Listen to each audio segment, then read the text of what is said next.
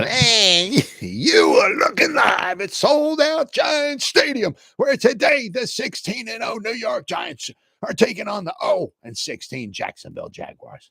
Why the Jacksonville Jaguars 0-16? Because they suck. Welcome to the Gridiron. Anybody at all out there? Anybody at all? Thank you. Going to spend a little bit of time with me here. Anybody spend any time at all watching the replay of this? Once again, guys, thank you from the bottom of my heart. Greatly appreciate it. Going to try to go about 30 minutes here. As always, anybody got anything to say? Anything, like go Giants or anything at all, just throw it in the chat box. I check on the chat box every so often. Any comments or anything, I check up on that. So I will certainly respond to your comments. Before I get started, if there's a link in the description box, if you want to help me support my channel, it would mean so much to me. I would greatly appreciate it. I got 3 different levels, membership levels. I got the Saquon. The next level is the Lawrence Taylor, and then the one that really helps support my channel is called the Gridiron. All right, each one's got their own little perks. They got loyalty badges, they got emojis, and different things like that. And also, the top line in the description box, there's a link. You can click on it and help support my channel. It would mean so much to me. I would greatly appreciate it. And if you're not subscribed to the channel, okay, click the subscribe button below. All right, and then also hit the bell icon, and that way, next time I put out I go live or I put out a video, whatever, you'll be notified. All right, and then also in the description box as well too, I got there's a Facebook group that I have. It's called, oddly enough, called the Gridiron. All right, right now there are, I believe there's like 1,800 we have in there, 1,800 members. So if you want to join, feel free. Right. And then also I have well, actually I have 2 pages, but in the description box is one. It's a page. It's called the, obviously enough. Once again, it's a page. It's called the Gridiron. All right. Right now, I think I have, let's say, I believe I have 250, I believe it is, 256 likes and 302 followers. So if you want to go to that page, click on the link. It's called the New York Giants, the Gridiron. It's a page. And like it and follow it. It would mean so much to me. Once again, both of them I put, every day there's different material going on every day, something different every day. So, it doesn't stay stagnant. Every day I'm going to update it. Once I'm off the video right here going live, I'm going to update it as well, put some new stuff on there, because obviously there's a lot of stuff to talk about because the Giants are 6-1, huh? After their 23-17 victory over the Jacksonville Jaguars. Now, of course, it wasn't easy. I didn't think. I said, the video I did before, I said the only way I was really kind of seeing, like a big blowout probably would have been like if just say Daniel Jones threw a pick 6 and we got a punt blocked and run back for a touchdown. They ran a punt back for or something like that. You know what I mean? But if neither team killed themselves with turnovers, okay. I thought it would just be a pretty close game. Now, who was going to win, that remained to be seen. But I thought it'd be a close game. I picked. I'm kind of going with the Bill Parcells. Right, he has a superstition kind of thing, kind of going on. Anytime you do something and it winds up working, you got to keep doing it. So I keep picking against the Giants. Right? I'm going to pick against them next week when they play Seattle. So it just seems to be working because I picked them to lose against Tennessee, picked them to lose against the Ravens, picked them to lose today, picked them to lose against the Packers. So I'm going to keep picking them to lose. So it seems to be working out pretty well. But I tell you what, it was very, very interesting game. It was, I just wish one of these days it would just be absolutely unbelievably fantastic if the Giants could actually, maybe come out of a game healthy without losing guys left and right. It's just simply amazing. I don't know any Jaguar got hurt. But it's simply amazing how, a tight end has to go to rush to the hospital for his eye. We got 2 of our starting offensive linemen go down. They're out for simply absolutely freaking amazing how every game the Giants wind up losing ball player after ball player after ball player. Absolutely amazing. Let's see here. But we got some takeaways here from the Giants and the Jags, right? Fourth quarter has proven to be when the Giants are at their best. Daniel Jones and Saquon Barkley led another comeback in the final period to get the Giants to 6-1 on the season after beating the Jags 23-17. The Giants rushed for 236 yards in the win. I tell you what, I didn't think they were going to even get 23 yards in the win. I mean, the way they came out in that first drive, they were like, throw it, which is the thing to do against the Jags. Try to get it out quickly because they have a nice pass rush. But, I mean, anytime they did try to run the ball, especially very early on, they weren't going anywhere. So I was like, oh, man, it didn't seem like the run game was going to work too well, especially in the beginning, and it really didn't. But, I mean, they stayed with it. And Saquon, Daniel Jones obviously did very, very well, and Saquon left some jock straps out on the field there. He was putting some moves on. And it was funny watching some of those Jaguar guys trying to make tackles on him because it wasn't happening. Let's see. The Giants rushed for 236 yards, 100 each for Barkley and Jones as they paced New York in a dominant fourth quarter to win their fourth straight game. New York had a scare in the final seconds when Captain Kirk caught a Trevor Lawrence pass right around the 1 yard line with seconds left on the clock. But Fabian and some other defenders ganged up on him, prevented him from scoring, would have given Jacksonville the lead. Well, it wouldn't have given the lead. It would have tied the game. Or they would have had to kick the extra point, which we did block one of them. Okay. But, would have tied the game. And if they kicked the extra point, obviously we wound up losing. But Jones gave the Giants the lead with the 1 yard, the quarterback keeper with 5.5 minutes left to go to cap a 10-play, 79-yard drive to put the Giants at 20-17. That was the Giants' first lead of the second half after holding Jacksonville to a 3-and-out. The Giants went on a 9-play, 63-yard drive that led to a Graham Gano field goal with 1:04 left to put the Giants up 23-17. Now you got Jones rushed for 107 yards and a touchdown to lead the Giants' ground game, which helped put up 126 total yards in the fourth quarter. Giants trailed 17-13 entering the final frame before using Barkley and Jones to wear down the defense, which it did. You could say it did. Barkley ran for 72 yards in the final quarter after being shut down for the majority of the game, while Jones added 50 yards on the ground in the fourth. Yeah, so it's pretty special. It's pretty special when the running game is going, The Jags had chances to extend the lead multiple times in the second half. Trevor Lawrence scored on a 1-yard touchdown run to give Jacksonville a 17-13 lead early in the third, but the Jags couldn't preserve the lead. A blocked extra point attempt and a turnover on downs at the Giants' 20 in the fourth quarter paved the way. Now, I mean, it's some of that. It's some of that's on Peterson. He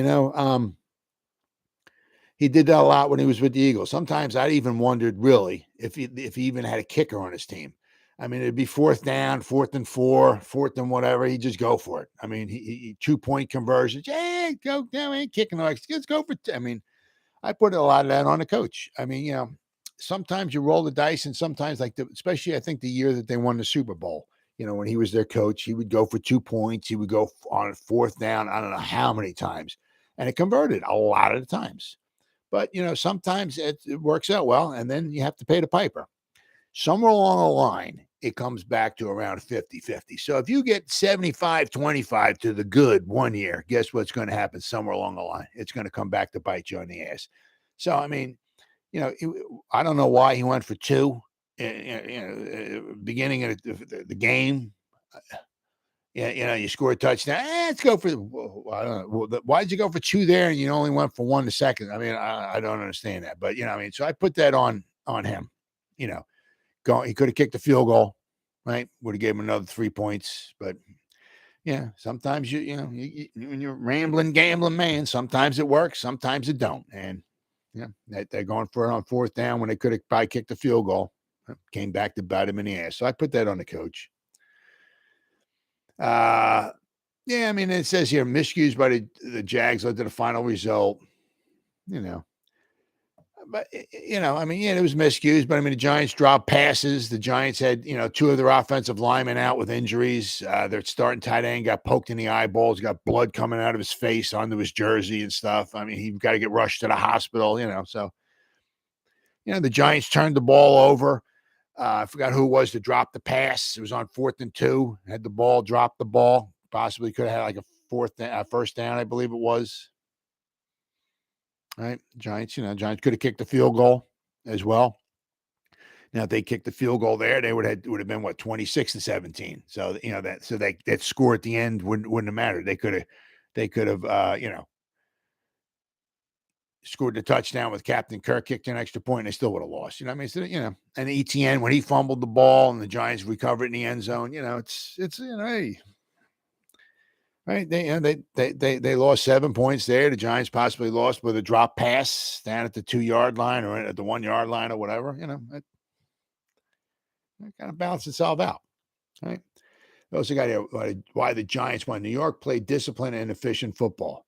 Not turning the ball over. However, Daniel Jones did throw an interception. However, once again, for the second week in a row, especially against the Ravens, he threw an interception. However, there was a defensive penalty on the play that overturned the play.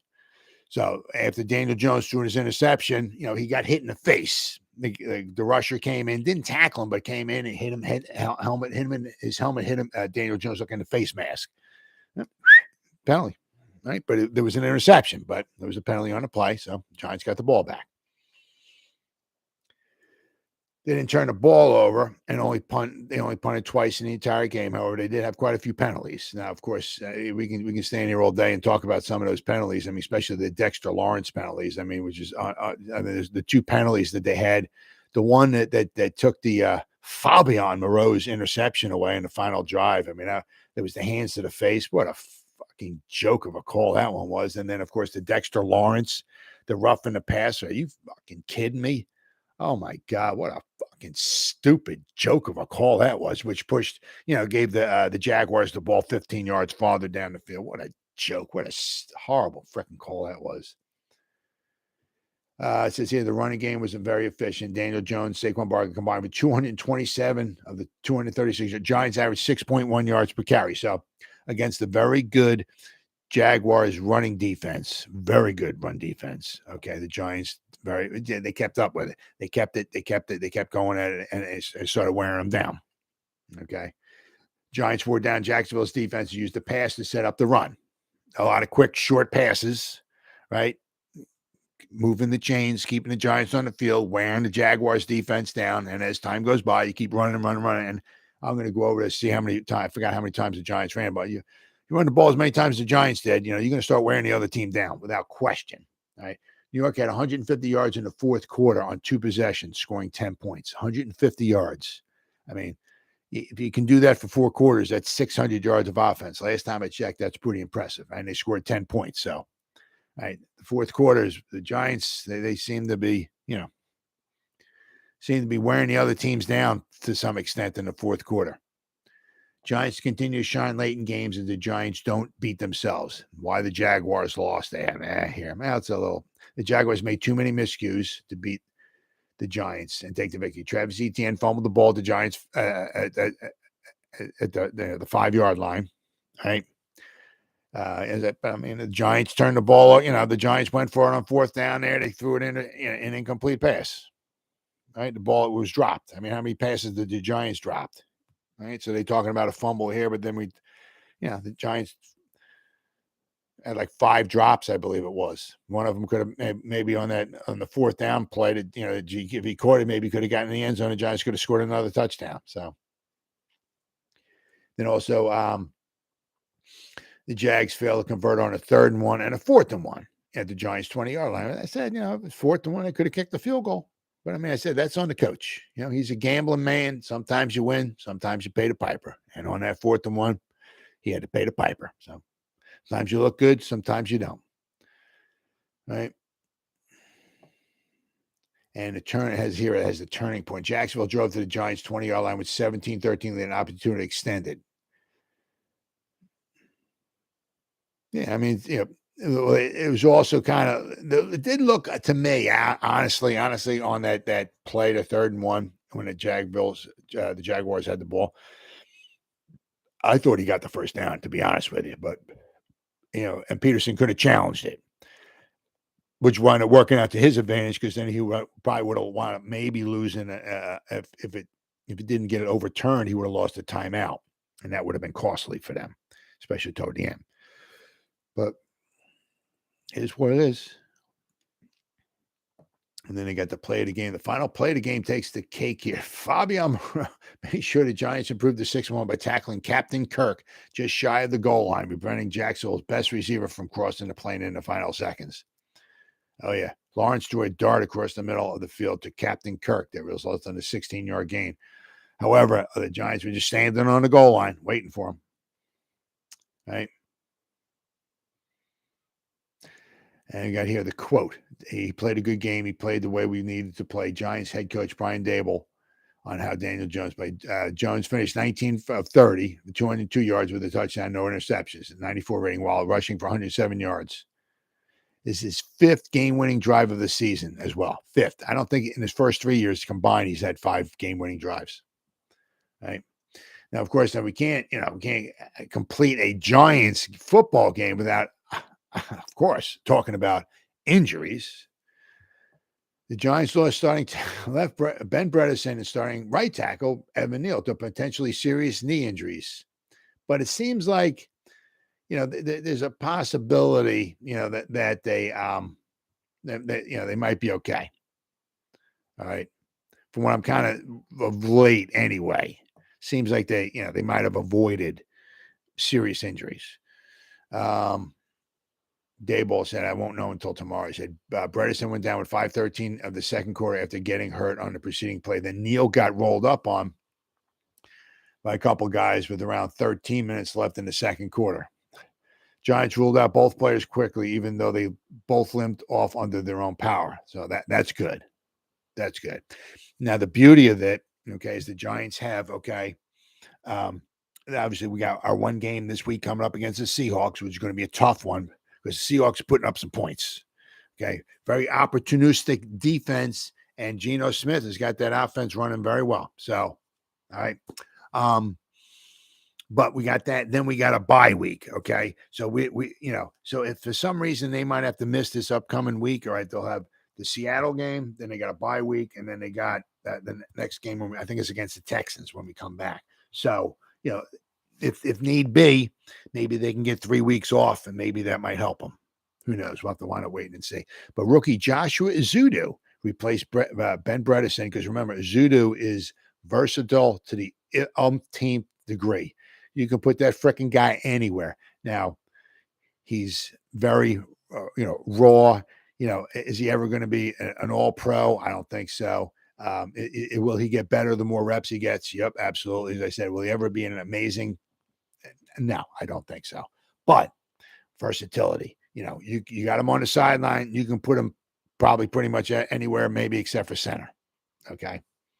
And then third-year pro Tyree Phillips stepped in for Neal. The Giants still managed 175 of the 236 yards rushing in the second half. Okay, when Bredesen and Neal went down. Okay. And Barkley had a lot of success running the same exact play concept off the right side behind Ezeudu pulling. Very good, right? Giants ran it on consecutive plays at one point for 7 and 20 yards respectively. Can't stop it. Why not? Barkley said, I can tell when you lean on a defense, you can feel them starting to soften up. Absolutely. And you can take them to the deep water and drown them. Absolutely. Absolutely. When they're gasping, there ain't, unless that, somehow they're in their subbing guys or whatever. No, they're getting tighter. And you just pound it. You pound it. And, they soften up. Absolutely. And then his Bellinger, rookie tight end Bellinger, traveled home with the team and is scheduled to see an eye doctor on Monday. His left eye was black and blue and swollen shut in the post-game locker room. He held up ice to his face as he walked out. And he had blood on his jersey as he rode the cart off. Bellinger was poked in the eye by Jags cornerback Trey Herndon at the end of a 13-yard catch and was carted off the field with a minute left in the first half. He was taken to an area hospital for further evaluation, but returned to the stadium. Daniel Jones and others were consoling him in the locker room, offering support. So,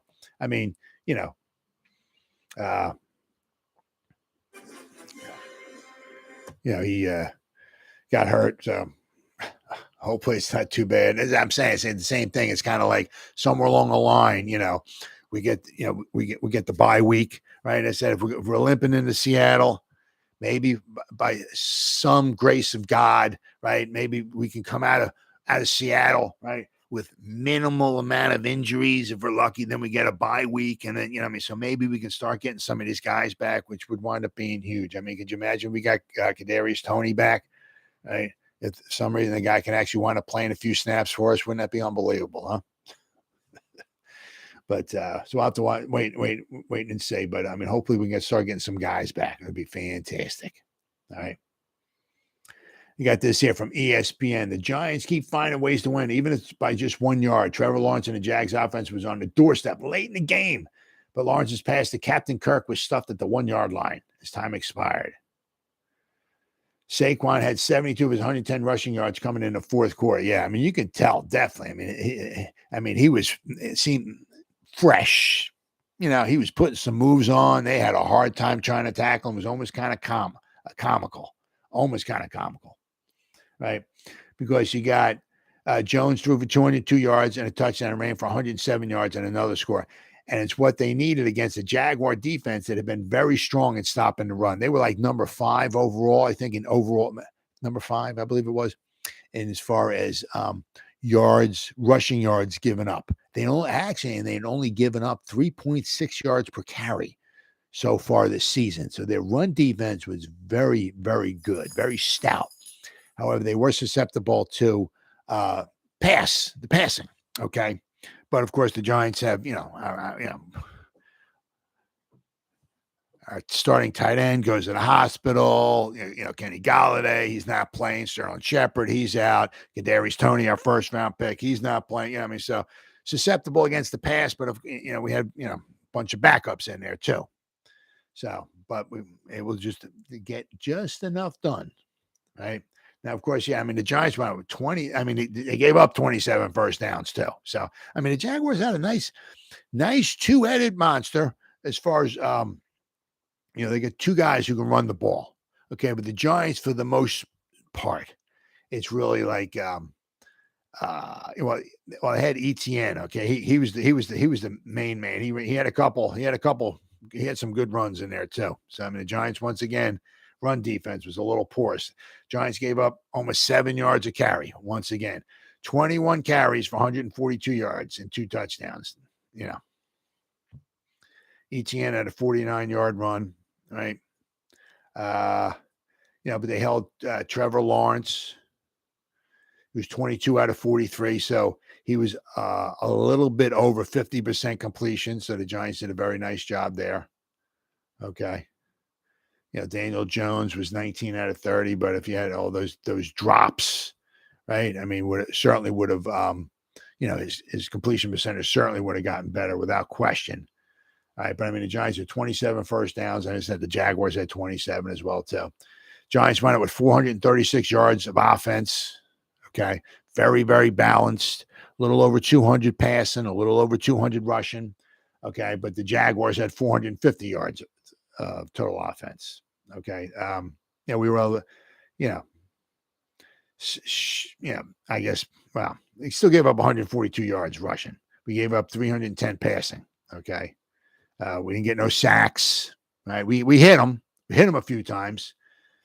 We only got sacked once. Okay. Which is nice because, we lost 2 of our starting offensive linemen. So, but there was some pressure. Daniel Jones did have some pressure.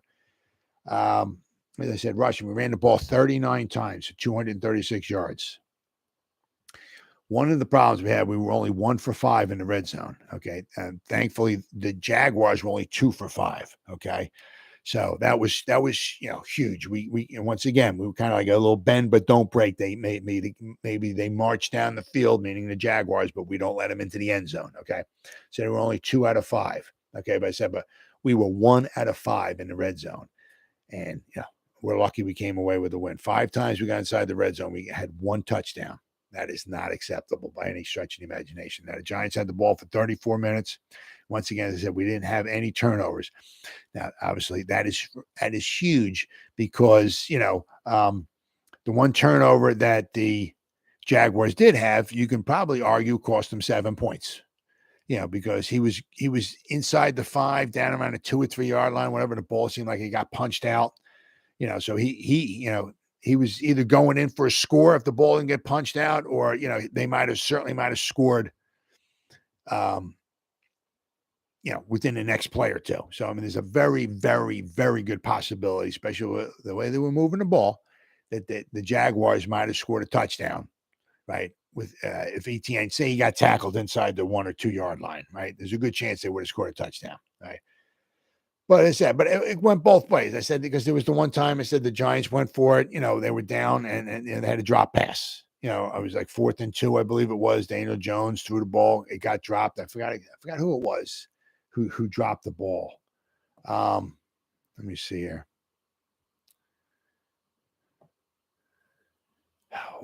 Might have been Johnson? I think it might have been Johnson who dropped the ball on the 4th and 2. But I mean, we spread the ball out. I mean, Tanner Hudson didn't have a reception. Marcus Johnson didn't have. Richie James at 1 catch. Daniel Bellinger at 1 catch. Matt Breida at 1 catch. David Sills at 1 catch. Chris Myrick with 2. Wan'Dale Robinson, okay. I have to see how many snaps he played in, okay, because he was maybe still on a pitch count, maybe, okay. But he had 3 catches last week. This week he had 6. Okay, so they're finding ways to get him the ball. All right. He had 8 targets, caught the ball 6 times. Darius Slayton, 3. That nice catch in the end zone, the corner of the end zone. He went up, got it, right, came down with it. But of course, that was after he, just prior to that, I believe it was on the same drive, he dropped the ball. Right. So he led the team with 58 yards. Saquon had 3 catches for 25 yards. 4 catches for 25 yards. He had 4 targets, caught them all, right? But I mean, so Daniel Jones, you figure, if he had some of those drops back, he would have been a lot better. But I mean, it is what it is. I mean, it's when you're going in there with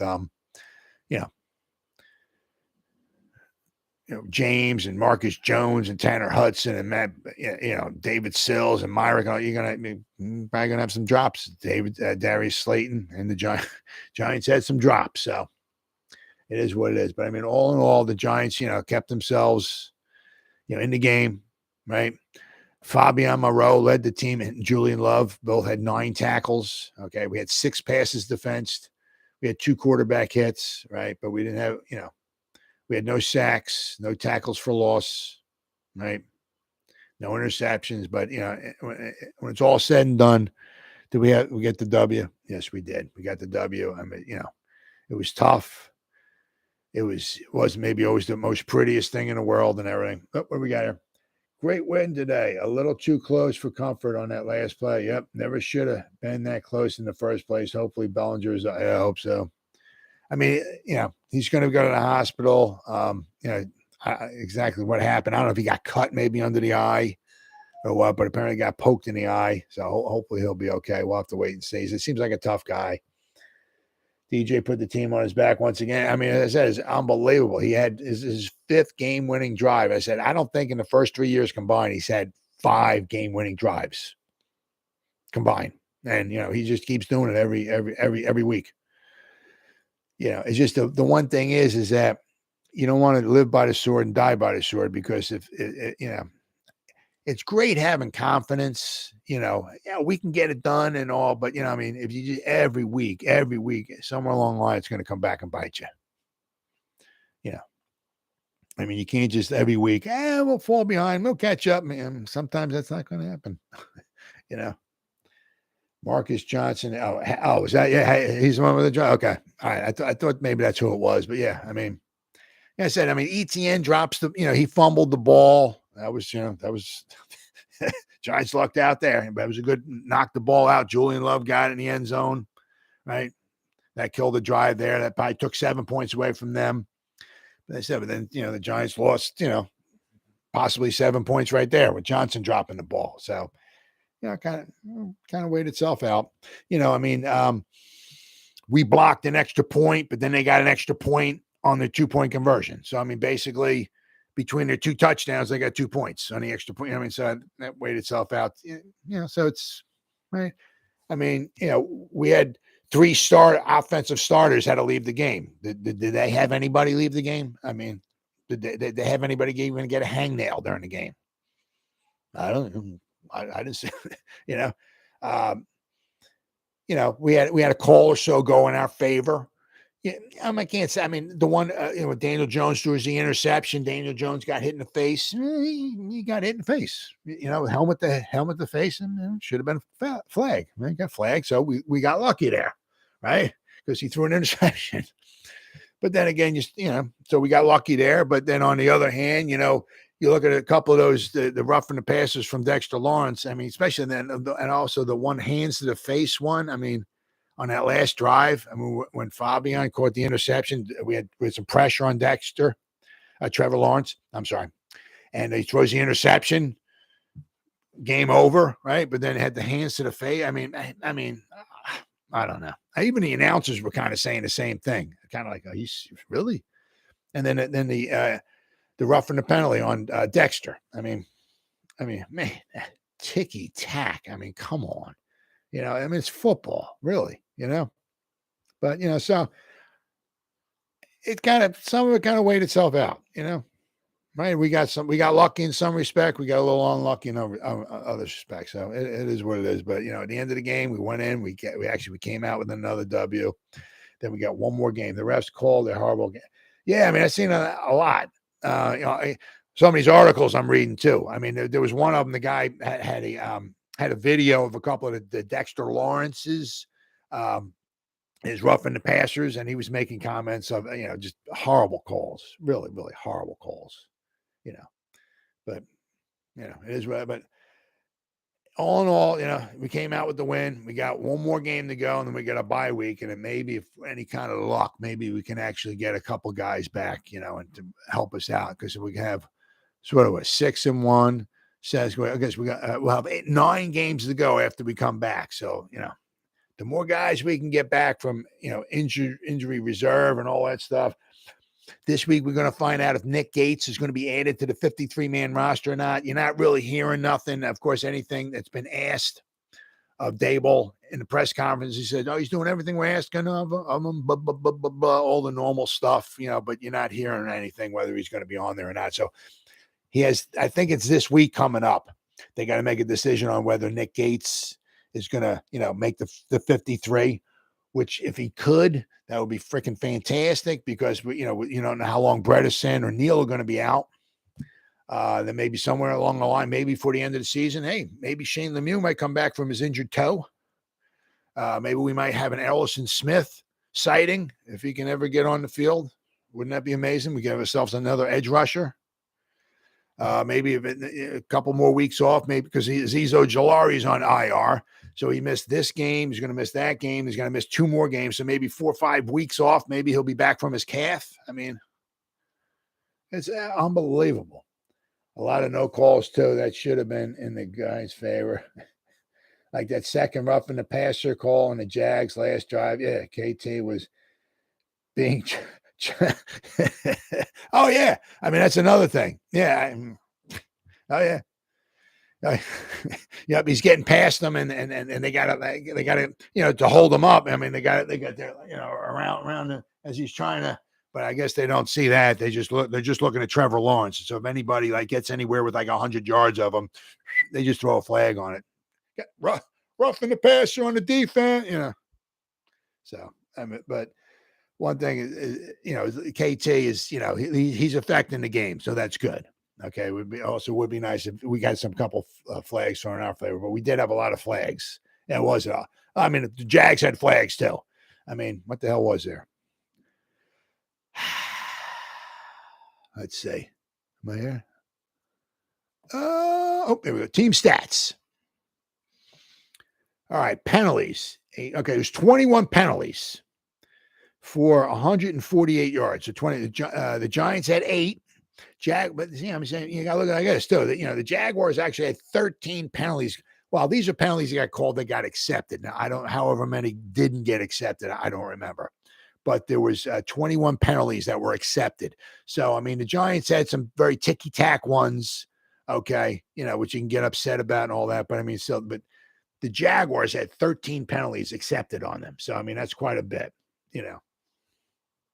Right? I mean, But at the end of the and is that too? Is that anytime you never want to leave it up to a bad call or this or that? Have the refs decide the outcome of a game because of a bad call or so. And, it is what it is. But I mean, all the bad crap that's happened to the Giants since 2017, 2018, 19, 2020. So basically the last 5 years, the Giants have really stunk.